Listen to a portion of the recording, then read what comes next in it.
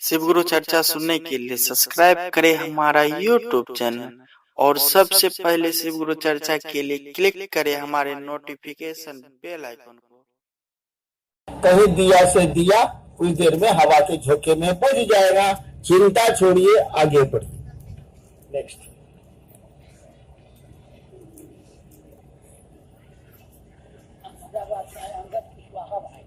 कहा जाता है कि शिव भोग और मोक्ष अभिन्न रूप से देते हैं। कैसे? समझाने की कृपा करें। सवाल लिखा क्या है? अंगद कुशवाहा। इतना अहमदाबाद में इतना तेज सवाल करने वाला आदमी तो हमको नहीं लगता। अच्छा, आप बोल देते। एक भाई ने पूछा है कि शिव गुरु के रूप में मोक्ष और भोग, जोग और भोग दोनों के अभिन्न रूप से दाता है। अभिन्न माने, अभिन्न का माने क्या होता है? जो भिन्न नहीं हो, एक नहीं। ये मत बुझिएगा, एक होता है। अभिन्न माने दो भी नहीं, एक भी नहीं। जैसे कागज के टुकड़े को ले लीजिए आप, एक पेज इधर हुआ, एक पेज इधर हुआ। एक टुकड़ा है कागज का, एक पेज इधर, एक पृष्ठ इधर, एक पृष्ठ इधर। जरा अलग करके दिखाइए, नहीं होगा। यानी एक नहीं है वो पन्ना, लेकिन अभिन्न है, एक ही साथ रहेगा। पेज 1 एंड पेज 2 एक ही साथ रहेगा पन्ने में, इसी को बोलते हैं अभिन्न। तो कहा गया कि शिव गुरु योग और भोग के, मोक्ष और भोग के अभिन्न रूप से दाता है। कोई गुरु जो सही गुरु होगा, सदगुरु का मानी होता है सही गुरु, जो सही गुरु होगा, शिव तो गुरुओं के गुरु हैं, वो आपको भोग और मोक्ष एक साथ देते हैं। आपको ये समझना होगा कि भोग किसको कहते हैं, मोक्ष तो आप जानते ही हैं कि उस परमात्मा में मिल जाना। इतना समय तो नहीं है कि भोग की मैं आपको व्याख्या करूं, लेकिन गुरु भोग और मोक्ष के अभिन्न रूप से दाता होते हैं, सदगुरु ही होते हैं। शिव तो सदगुरुओं के गुरु। क्या कहना?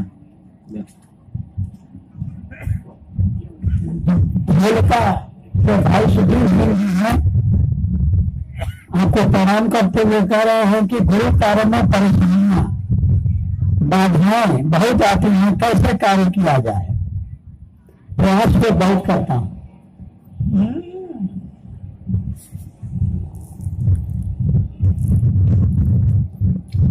पुरुष होना, महिला भी नहीं। ये महिलाओं का प्रॉब्लम देखिए, कहीं जाना होगा तो पहले आधा घंटा बाल झाड़ना होगा। बाबला पालक उन्होंने नहीं कहा कि हमको बाल झाड़ने में परेशानी होती है।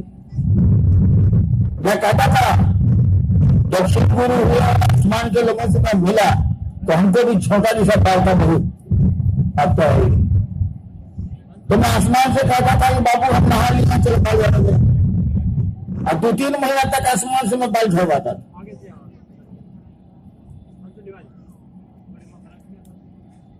देखिए, परेशानियां किस काम में नहीं है।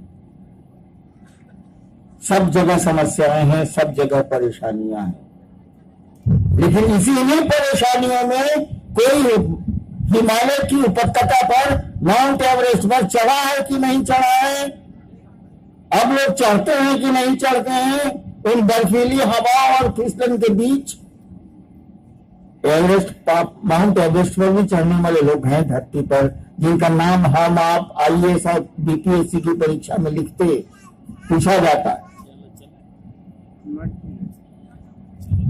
जिनको चलना होता है वो पहाड़ों को सीढ़ियां बनाते हैं, पहाड़ों को सीढ़ियां बनाते हैं, और जिनको नहीं चलना होता है उनके लिए सीढ़ियां भी पहाड़ होती, नहीं चलते वो।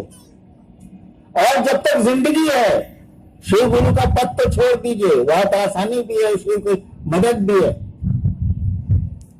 जब तक जिंदगी है, आपकी जिंदगी में अच्छी सड़कें, खराब सड़कें मिलेंगी ही मिलेंगी। हर जगह फोरलेन न मिलने वाला। जिंदगी में सड़कें उबड़ खाबड़ मिलेंगी ही मिलेंगी, सवारी ढूंढ लीजिए, कैसी सवारी है आपके पास। अगर ट्रैक्टर है, एक अजय देखा भाई अहमदाबाद में, हम आज तक नहीं देखा था, एक ट्रैक्टर में आगे एक चक्के नहीं था, अब माल ढो रहा था, हम आज तक नहीं देखा था। अभी अभी आ रहा था तो मैं, ट्रैक्टर में बाया चक्का ही नहीं था, अब बीच बाजार में माल लेके जा रहा है। हाँ, तो वही ट्रैक्टर की सवारी करिएगा, और खराब सड़क जिंदगी में जहां मिली तब बुझ लीजिए क्या होगा, कितना जर्किंग लगेगा। अच्छी सवारी कर लीजिए, खराब सड़कों में भी ठीक से गुजर जाएंगे आप।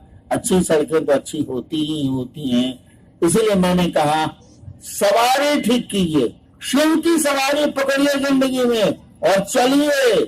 खराब सड़क तो मिलनी ही मिलनी है, सवारी जैसा गद्देदार होगी, शिव की सवारी होगी तो रास्ते गुजर जाएंगे। जर्किंग तो थोड़ा लगे करेगा, लेकिन गुजर जाएंगे आप, कष्ट कम होगा, परेशानी कम होगी।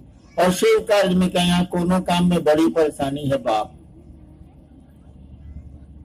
और परेशानी से डरिएगा तो कोई काम नहीं होगा, कुछ नहीं होगा। बढ़ना होगा, आगे चलना होगा, इन्हीं मुसीबतों से रास्ता निकालना होगा। और जो इन मुसीबतों से रास्ता निकालते हैं लोग उन्हीं को जानते हैं। नेक्स्ट। नाम तो नहीं लिखना है, हम क्या करें? हम क्या करें कि सचमुच में शिव से बन जाए। एक भाई ने पूछा है कि हम क्या करें कि सचमुच में शिव से बन जाए।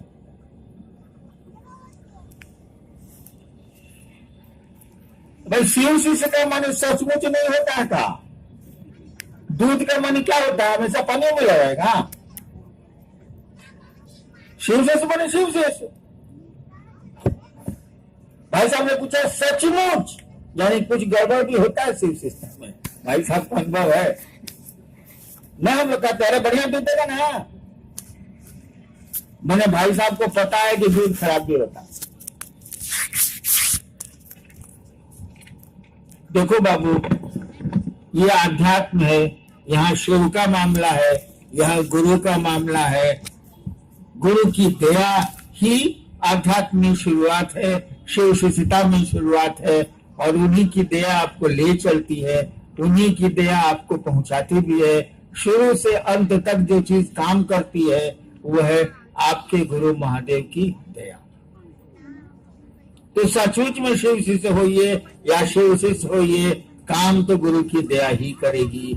और जो आपका पहला सूत्र है कि हे शिव आप मेरे गुरु हैं, मेरा अर्थ समझते हैं भाई जी?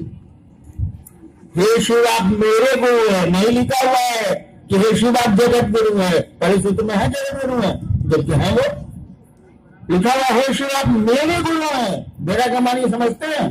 नहीं समझते। आप लोग यहाँ बैठे हैं, चप्पल पहन के बैठे हैं, खोल के बैठे हैं ना, हम ना कुछ कर, चप्पल आपका सुरक्षित रहेगा और खाली बता दीजिए। होशियार आदमी होगा हमरे तरह तो चप्पले पर बैठा होगा। हम काम करते थे जब पट्टा में हम पढ़ते थे, बड़े बड़े नेता लोग का गांधी मैदान में भाषण होता था तो मैं सबसे लास्ट में जाता था और चप्पल खोलता था, उसी पर जूता खोलता था, उसी पर बैठ जाता था और चिनिया बादाम वाले से चिनिया बादाम लेके खाता रहता था, उसका भाषण सुनता रहता था। तो होशियार आदमी कहता कि चप्पल लेके चला, वही तो बोल गिर गई, न चोरी हुई और न कहता कि तुरंत पा। आपने चप्पल कहीं न कहीं खोले होंगे, मुझको नहीं जरूरत है जानने की कि आपने कहां खोला होगा, आप ढूंढ लीजिएगा उसको।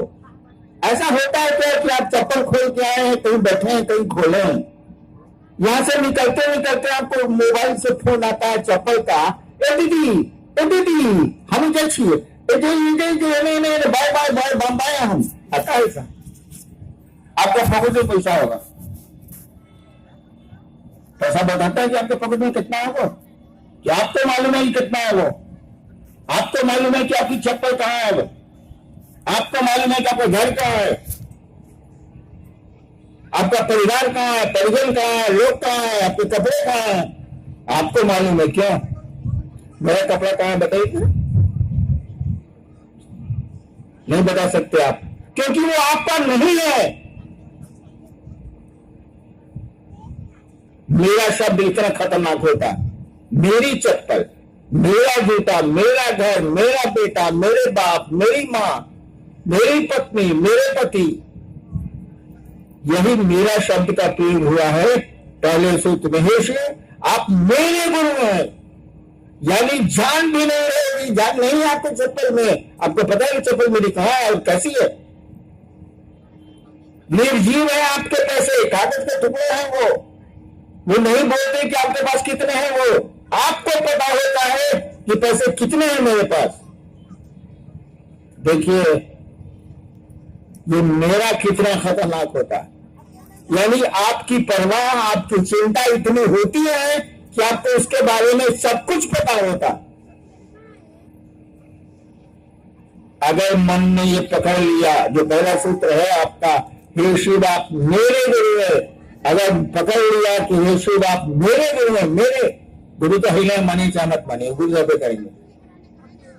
जब मन ने पकड़ लिया कि हे शिव आप मेरे गुरु हैं, शिव के बारे में किसी को आपको कुछ बताने की जरूरत नहीं है, आप खुद बखुद जान जाएंगे। जैसे पैसे के बारे में जानते हैं, चप्पल के बारे में जानते हैं, महादेव के बारे में भी खुद बखुद आप जान जाएंगे कि वो क्या है, कैसा गुरु है। और ये मेरा शब्द जिस दिन पकड़ में आया, महादेव मेरा है, मेरा शिव, मेरा गुरु मेरा है, जिस दिन पकड़ में आया उस दिन से दुनिया बदलने लगेगी। आप सचमुच में क्या कहिए, कोई शब्द उसके लिए नहीं है, आप शिव जी से हो जाएंगे। नेक्स्ट, अब कोई सवाल नहीं। वाह वाह वाह।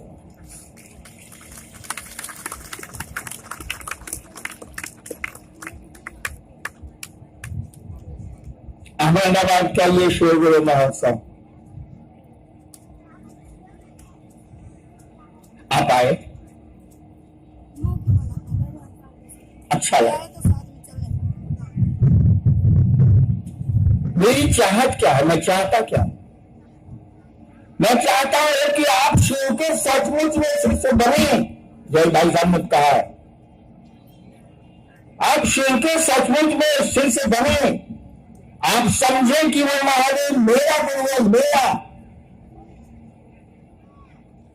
और इसी शुभ कामना, इसी अनधिकार आशीर्वाद के साथ मैं आप सबों को प्रणाम करता हूं और चाहता हूं कि आप शिव के शिष्य बने हो। आप बड़ी खूबसूरत दिन होंगे वो, जब आप शिव शिष्य होंगे, लोगों को शिव शिष्य बना लेंगे। चलिए आपको मेरा